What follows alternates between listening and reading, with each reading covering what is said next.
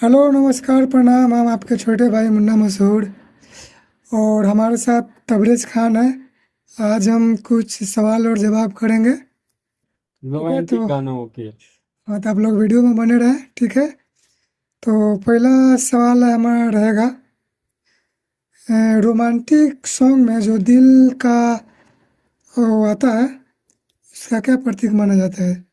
Romantic song में दिल का प्रतीक प्यार होता है।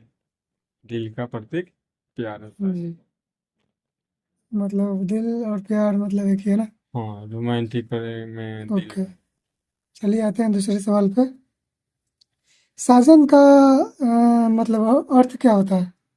साजन का अर्थ मतलब बहुत प्रिय, मतलब प्रिय या प्रेमी कह सकते हैं, या पिया कह सकते हैं। अच्छा, प्रेमी या प्रिय। हाँ। ओके, अच्छा ठीक है, मतलब आते हैं अब तीसरी सवाल पे। ठीक, अ, तो हमारा चौथा सवाल रहेगा, रोमांटिक गाने में जो नैना शब्द का उपयोग होता है, उसका अर्थ क्या होता है? रोमांटिक गानों में नैना शब्द का जो प्रयोग होता है वो आँखों को बोला जाता है। आँखों को नैना बोला जाता है। ओ, चलिए सही है। आते हैं अपना पांचवा सवाल पे, मोहब्बत का अर्थ क्या होता है? मोहब्बत का अर्थ प्रेम, प्यार, यही होता है। और भी ओके। हो सकता है। ओके, और इक्स का? इश्क इक्स, का मतलब होता है गहरा, मतलब अंदर वाला प्रेम। गहरा प्रेम। हम्म। ओके, चलिए ठीक है, अब आते हैं नेक्स्ट सवाल। रोमांटिक गाने में सनम किसे कहा जाता है? रोमांटिक गानों में सनम प्रियतम या प्रिय को, प्रेमी को कहा जाता है। प्रियतम या प्रेमी? हम्म। अच्छा, मतलब दोनों एक ही है ना। हम्म। चलिए ठीक है, आते हैं दूसरा सवाल। अच्छा, जो हर गाने में जान शब्द का जो उपयोग होता है, तो जान शब्द का इस्तेमाल किस लिए किया जाता है? जान शब्द का इस्तेमाल, जो जान मतलब दिल के गहराई में हो, हम्म। उसे जान बोला जाता है। मतलब गहरा प्रेमी, मतलब गहरा प्रेमिका या प्रेमी को जान बोला जाता है। हम्म, समझे? चलिए सही है। और चांद चांद की तुलना अक्सर किससे की जाती है? चांद की तुलना अक्सर प्रेमी या प्रेमिका की सुंदरता से की जाती है। चांद की तुलना। ओ, चलिए हमारा नेक्स्ट सवाल है, तो जो गानों में जो किया जाता है बाहों में आना, तो बाहों में आना का अर्थ क्या होता है? गानों में जो प्रयोग किया जाता है बाहों में आना, बाहों में आने का मतलब है गले लगना। गले अच्छा। लगना जो इंग्लिश में बोलते हैं, जिसे हक करना, ओ, उसे। ओके, और चलिए ठीक है, दूसरा का जो हमारा नेक्स्ट सवाल है, दिलबर का अर्थ क्या होता है? दिलवर का अर्थ होता है, दिलवर का अर्थ यार प्रियतमा, ओ, या कुछ और। नहीं, प्रियतमा ही होता है सर। चलिए सही है, प्रियतमा। अच्छा, और मतलब चलिए अब नेक्स्ट सवाल पे आते हैं, सपनों की रानी किसे कहा जाता है?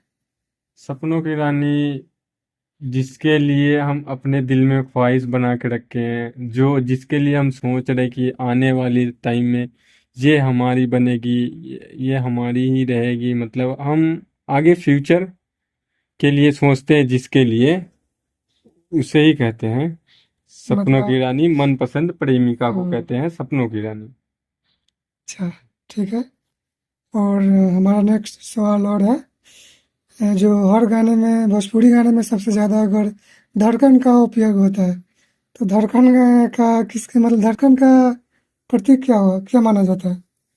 धड़कन जैसे कोई चीज या तो अचानक सुन लेते हैं, या तो फिर अचानक कुछ हो जाता है, और जो मतलब गहरा प्यार या कुछ भी इस टाइप्स को होता है, जो धड़कन बढ़ जाता है, या तो किसी को प्यार से धड़कन बढ़ जाती है या तो किसी के डर से धड़कन बढ़ जाता है।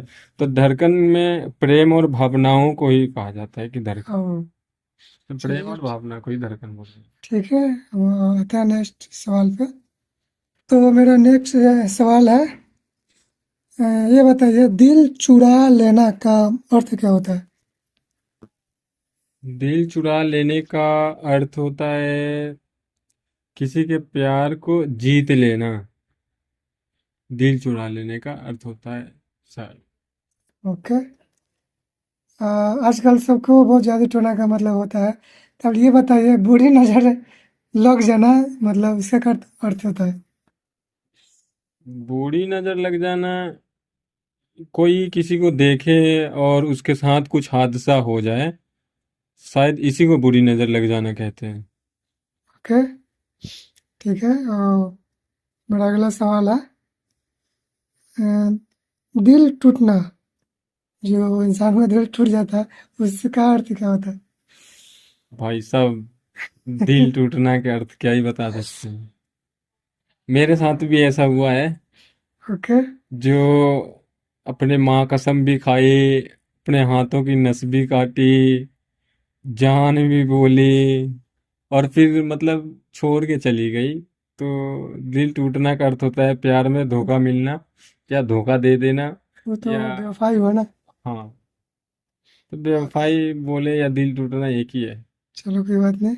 उसने बेवफाई अच्छा, किया, मेरा दिल टूटा, बस एक ही है। ठीक है, अगला सवाल आता है, रूठना का अर्थ क्या होता है?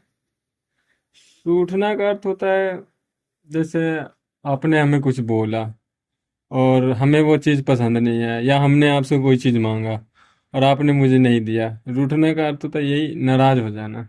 ओके, चलिए ठीक है, अच्छी बात है। और आते हैं नेक्स्ट सवाल, अ, मनाना, मनाना का अर्थ क्या होता है?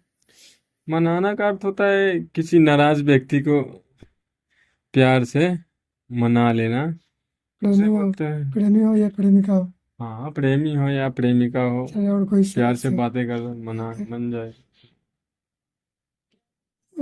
ठीक है, मेरा दूसरा नेक्स्ट सवाल है, अ, इकरार ये मोहब्बत का अर्थ क्या होता है?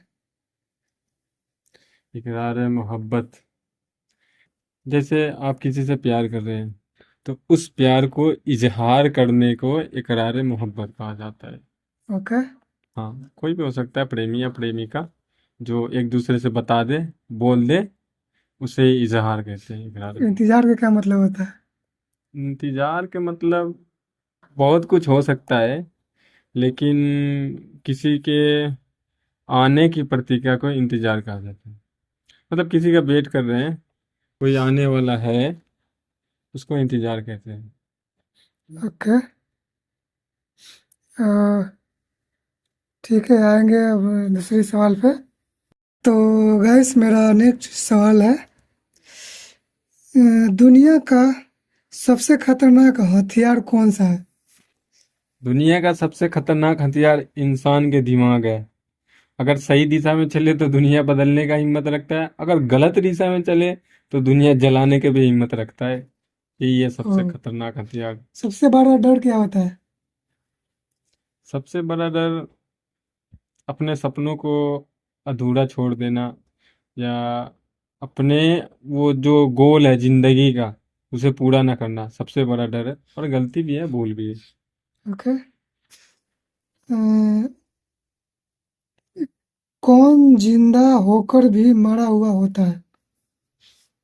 अजीब सवाल है यार, कौन जिंदा होकर भी मरा हुआ होता है यार? ऐसा आपने कभी सुना है?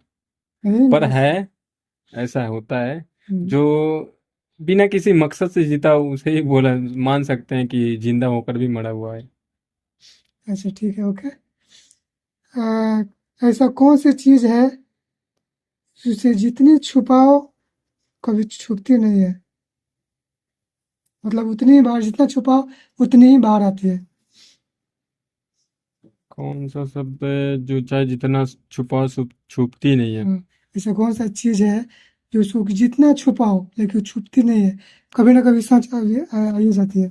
तो क्वेश्चन में ही तो जवाब है यार, सच हो सकता है कहीं।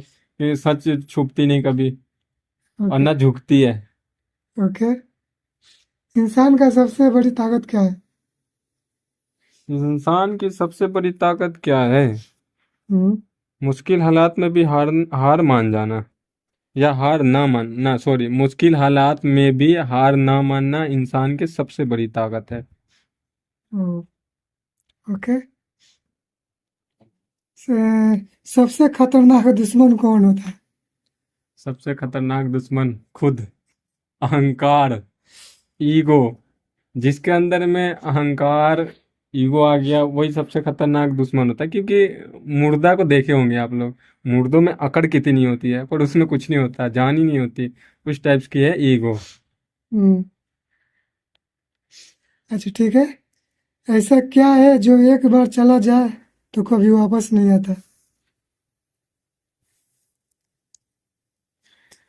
समय। आपका समय अगर एक बार चला गया, 10 सेकेंड भी वापस नहीं आ सकता। वो वेस्ट है तो वेस्ट गया, उसे समय ओके। बोला जाता है। तो गाइस आज का वीडियो इतना ही। मिलते हैं नेक्स्ट वीडियो में। तब तक अगर नए हो आप लोग तो प्लीज़ वीडियो को लाइक करें और चैनल को सब्सक्राइब करें। मिलते हैं नेक्स्ट वीडियो में, तब अच्छा तक। लगे तो कमेंट करें, बाकी आप लोगों की मर्जी। ओके। सपोर्ट करें, हम भी ऐसे दूसरों को सपोर्ट करते करते आज हम भी वीडियो बनाने लगे हैं।